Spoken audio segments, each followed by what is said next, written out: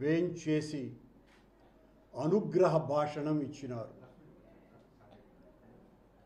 వారు నిన్నగాక మొన్న తిరుపతిలో అడుగుపెట్టి కాలినడకన వెంకటేశ్వర స్వామి దర్శనానికి వెళుతూ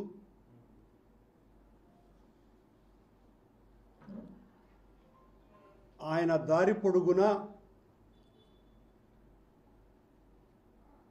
వందల సంవత్సరాలుగా శాపగ్రస్తలైనటువంటి కొన్ని మెట్లను విముక్తి చేస్తూ, అంటే మా వాళ్ళు కొంతమంది ఆయన అలసి సొలసిపోయి పడిపోయినాడు అని అన్నారు. కానీ ఆయన అలసి సొలసి కాదు, ఆయన ఆ శాపగ్రస్తలైనటువంటి మెట్లను శాప విముక్తి చేయటం కోసమని కొన్ని చోట్ల పడుకొని దొర్లుతూ, కొన్ని చోట్ల పూర్తిగా పడిపోయి తన స్వేదంతో ఆ మెట్లకు ప్రోక్షణ చేసి శాపగ్రస్త విముక్తుల్ని చేసి కొండ మార్గాన తిరుమలకు చేరుకున్నారు. చేరుకున్న తర్వాత నిన్న వారు దర్శనానికి కూడా వెళ్ళటం జరిగింది. పీఠాధిపతి వర్యులు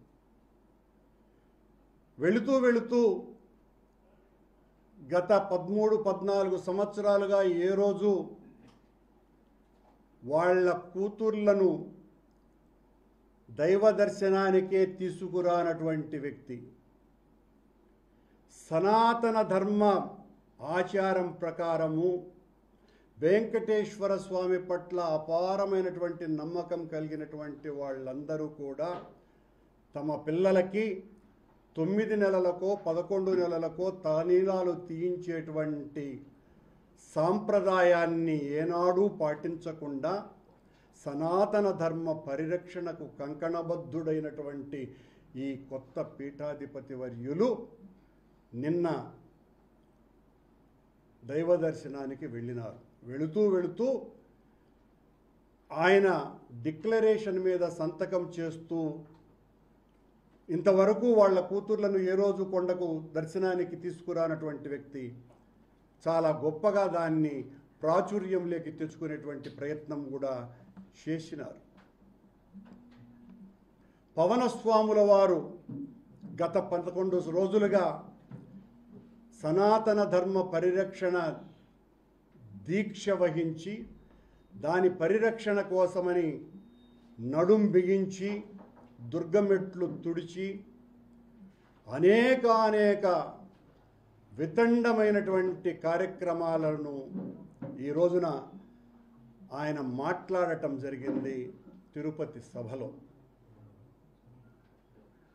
ఇది ఎలా ఉంది అంటే, ఆ స్వామి ఉటంకించినటువంటి అనుగ్రహ భాషణంలో ఆయనే ఒక సినిమాలో నటించినట్టుగా కెవ్వు కేక అనే పాట గుర్తుకొస్తుంది. అన్నానికి అరిటాకు, సున్నానికి తంబాకు, పుణ్యానికి స్వామి పాదాలు తాకు కెవ్వు కేక, ఓ బాబాజీ కెవ్వు కేక. సరిగ్గా బాబాజీని ఈ పవనస్వాముల వారు ఈ రోజున మొత్తం ప్రపంచానికంతా తేటతెల్లం చేశారు.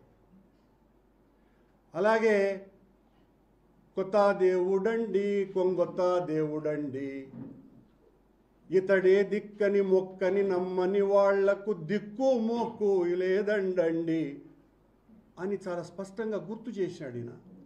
నా అనుచరులు, నా అనుయాయులు అంతా కూడా సనాతన ధర్మ పరిరక్షణ కోసమని నడుం బిగించి ఏమేం చెయ్యాలా అన్నది మార్గ నిర్దేశం చేశాడు. ఆ నిర్దేశంలో నేను రాజకీయాలు మాట్లాడను, సనాతన ధర్మ పరిరక్షణకు జరిగినటువంటి నష్టానికి ఈ రోజున నేను చేయబోయేటువంటి డిక్లరేషన్ అని తన ప్రసంగాన్ని ప్రారంభించి మా మీద మా నాయకుడు జగన్మోహన్ రెడ్డి గారి మీద ఇష్టమొచ్చినట్టుగా రాజకీయ ప్రేలాపనలు చేయటమే కాకుండా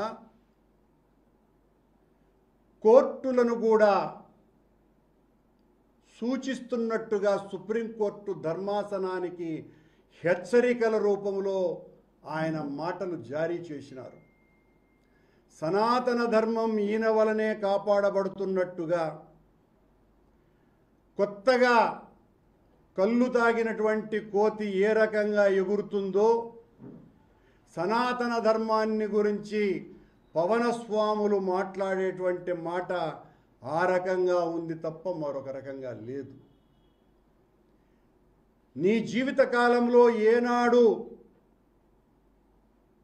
ధర్మాన్ని గురించి, హైందవాన్ని గురించి, సనాతనాన్ని గురించి, ప్రాచీన సాంప్రదాయాలను గురించి మాట్లాడనటువంటి వ్యక్తివి ఈ రోజున కొత్తగా ఈ పాఠం వెతుక్కున్నావు అంటే దీని వెనుక చాలా పెద్ద అజెండా ఉన్నది అని స్పష్టంగా అర్థమవుతుంది.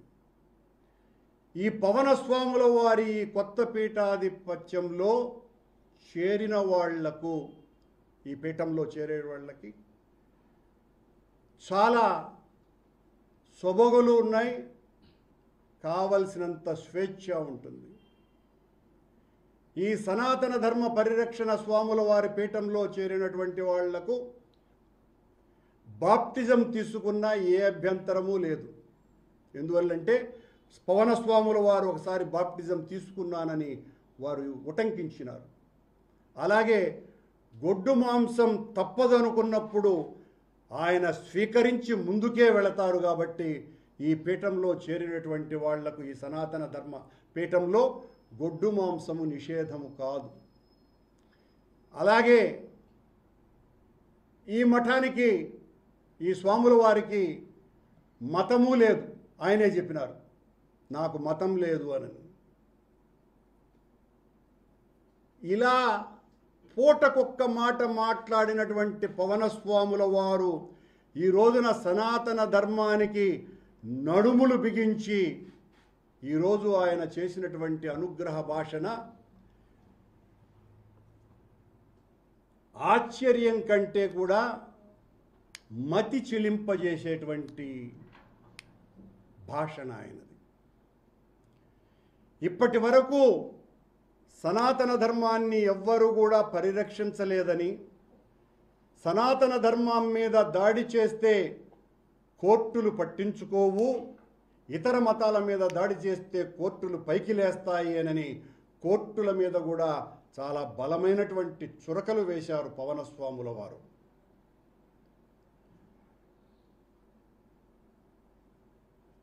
సనాతన ధర్మం గురించి ఓనమాలు కూడా తెలియనటువంటి వ్యక్తి ఈ రోజున ఆదిశంకరాచార్యుల తరువాత, ఆదిశంకరాచార్యుల వారు చతుర పీఠాలు పెట్టిన తరువాత శృంగేరిలోను, ద్వారకలోను, పూరిలోను జ్యోతిర్మఠం తరువాత ఈ రోజున మళ్ళీ పవనస్వాముల వారు అంతకంటే కూడా వీర విజృంభణ చేసి ఆనాడు 72 అవైదిక మతాల మీద తన దండంతో నిలువరింపజేసి హెచ్చరించి వాళ్ళనందరినీ కూడా సనాతనం వైపు మళ్లించినటువంటి శంకరపాదుల వారి కంటే కూడా తీవ్రంగా ఆగ్రహోగ్రదగ్ధులై పవనస్వాముల వారు సనాతన ధర్మం మీద ఈరోజు మాట్లాడటం జరిగింది. ఈ రోజున పవనస్వాముల వారు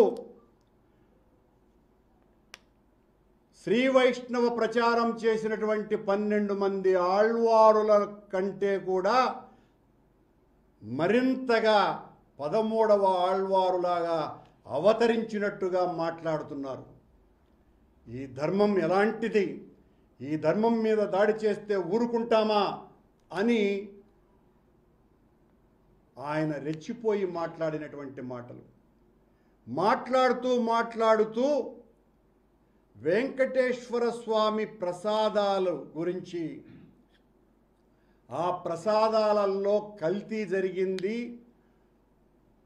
పశువుల కొవ్వు వాడారు అని సుప్రీంకోర్టులో ఉండి దాని మీద మాట్లాడటం సబ్జుడిషియస్ అయినప్పటికీ కూడా ఈయన పీఠాధిపతి కాబట్టి ధైర్యంగా ముందుకు వచ్చి అక్కడ కలిపారు అని ప్రకటన చేయటమే కాకుండా శ్రీరామచంద్రుని యొక్క ఆలయ ప్రారంభోత్సవ రోజున వెంకటేశ్వర స్వామి నుంచి పంపించిన 1,00,000 లడ్డూలు కల్తీవి అని తేల్చి పడేశారు. ఈయన సనాతన ధర్మాన్ని పరిరక్షించేటువంటి అవతార పురుషుడు. ఈ అవతార పురుషుడు ఇంకా ఈరోజు తన భాషణలో చాలా మాటలు మాట్లాడినారు. కల్తీ నెయ్యి ఒక్కటే ఇష్యూ కాదట, ఆ నెయ్యి వెనుక సనాతన ధర్మం మీద దాడి ఉందట. పవన్ కళ్యాణ్ అనే ఓ క్షుద్ర రాజకీయ నాయకుడా, మతం ముసుగులో ఈ రోజున నువ్వు ఆడాలనుకుంటున్నటువంటి ఈ నాటకంలో నీవు చేయబోతున్నటువంటి హైందవ సంస్కృతికి అన్యాయం అంతా ఇంత కాదు. ఛాలెంజ్ చేస్తున్నాం. మళ్ళీ శ్రీవారి లడ్డూలలో కల్తీ జరిగితే ఏ శిక్షకైనా మేము సిద్ధము అని చెప్పినాం. ఈరోజు కూడా దాని మీదనే నిలబడి ఉన్నాం. మేము అయోధ్యకు పంపించినటువంటి లడ్డూలు కల్తీ అయితే ఓ పవన్ కళ్యాణ్ అనబడే పవన స్వామి సనాతన ధర్మ పీఠాధిపతి వెంకటేశ్వర స్వామి పాదాల సాక్షిగా ప్రమాణం చేయి, అందులో కల్తీ జరిగింది, పశువుల కొవ్వు వాడామనని. నీ ఇష్టం వచ్చినట్టుగా నోరుందని, అధికారం ఉందని అసందర్భ ప్రేలాపనలు చేసి తద్వారా మీరు ఏం సాధించదలుచుకున్నారు? జగన్మోహన్ రెడ్డి గారి మీద దాడి చేయటం ద్వారా సనాతన ధర్మాన్ని పరిరక్షించాలనేటువంటి ఆయుధంగా మలచాలనుకుంటున్నారు మీరు. తద్వారా హైందవ జాతిని కించపరుస్తున్నావు పవన్ కళ్యాణ్. హిందూ జాతికి వ్యతిరేకంగా మాట్లాడుతున్నావు పవన్ కళ్యాణ్. మేమే కనుక ఆ నెయ్యిలో కల్తీ చేసి ఉంటే దేనికైనా సిద్ధం. శ్రీవాణి ట్రస్టులో 1,000 కోట్ల రూపాయల అక్రమం అని మాట్లాడుతున్నాడు పవన్ కళ్యాణ్. దీని మీద కూడా వెంకటేశ్వర స్వామి పాదాల మీద ప్రమాణం చేసి చెప్పు, వెళ్ళిపోవటం కాదు ఈడ నాటకాలాడి. 1 రూపాయి మిస్యూజ్ అయ్యున్నా కూడా, అది సుబ్బారెడ్డి గారి సమయంలో ఏర్పడినప్పటికీ కూడా అందులో నేను కూడా బోర్డు సభ్యుడిని, ఏ శిక్షకైనా మేము సిద్ధం. 1 రూపాయి దుర్వినియోగం అయ్యి ఉంటే కూడా ఆ దేవదేవుని సాక్షిగా మేం ఎంతకైనా ఏ శిక్షకైనా సిద్ధంగా ఉన్నాము. అబద్ధాలు చెప్పేసి నీ మాటలు వింటారు జనం అనేసి నువ్వు హిందీలో, ఇంగ్లీషులో, తమిళ్లో సనాతన ధర్మానికి పరిరక్షక అవతారం ఎత్తినటువంటి అవతార పురుషుడులాగా కొత్త భాష్యాలు చెబుతూ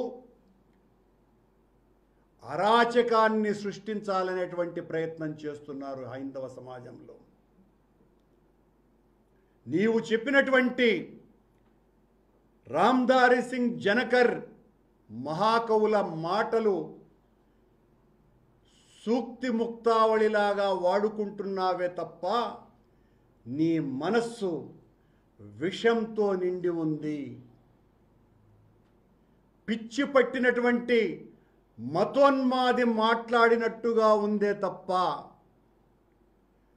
మతం గురించి ఏమీ తెలియకుండా సనాతన ధర్మం యొక్క హైందవ సంస్కృతి ఆచారాలు వీట్ల మీద ఏ అవగాహన లేకుండా ఆవేశం ఒక్కటే, నేను ఏం చెప్పినా నమ్ముతారు అని ఎర్ర వస్త్రాలు ధరించి, కాషాయ వస్త్రాలు ధరించి నువ్వు మాట్లాడితే జనం నమ్ముతారు అనుకుంటే చాలా పొరపాటు.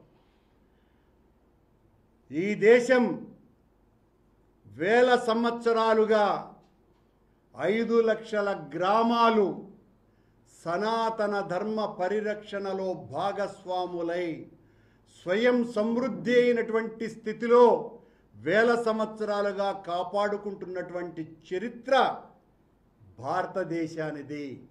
నీలాంటి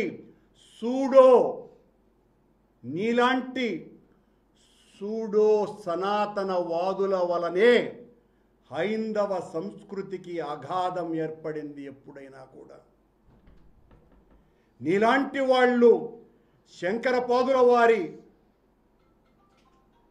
అనుచరులుగానో హైందవ సంస్థ సనాతన ధర్మ పరిరక్షణకు నడుం బిగించినటువంటి కుట్రదారులై మోసపూరితమైనటువంటి మాటలు ఒక రాజకీయ సభ ఏర్పాటు చేసి ఆ రాజకీయ సభలో నేను ఆధ్యాత్మిక విషయాలు మాట్లాడతాను అని చెప్పి ఈ రకమైనటువంటి ప్రేలాపనలని కూడా ప్రేలి రాజకీయాలు మాట్లాడను నేను అని మా నాయకుడు జగన్మోహన్ రెడ్డి గారి మీద కోర్టు